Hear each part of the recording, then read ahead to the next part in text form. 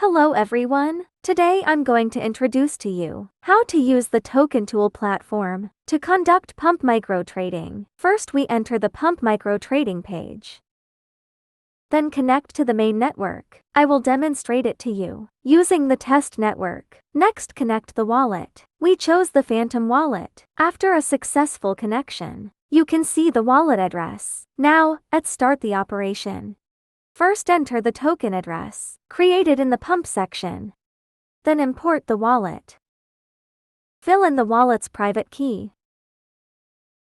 And click Confirm. Now we can see the SOL balance of the wallet, as well as the balance of the target token. After that, we conduct the transaction settings. First set the amount of a single transaction, the minimum transaction amount, for the orders displayed on the pump homepage is 0.01 SOL. The larger the transaction amount, the higher the display probability. Next is the execution interval. You can set a fixed time or a random time range.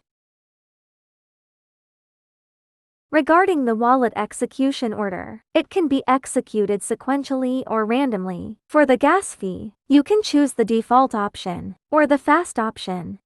Finally, set the number of rounds. For the order brushing, if you don't turn on this option, you need to stop it manually. If you turn it on, you can freely set the number of rounds, and it will stop automatically after the execution is completed. Here I set 2 rounds. After the settings are done, we click Start Trading, and then the transactions will start. After the specified number of rounds are executed, there will be prompt messages. We can also see in real time the number of rounds that have been executed. Now that the execution is completed, we can take a screenshot first. Then we refresh the wallet and make a comparison, confirm whether it is really executed successfully. You can see that the amount of the target token has increased a lot, which means the execution was successful.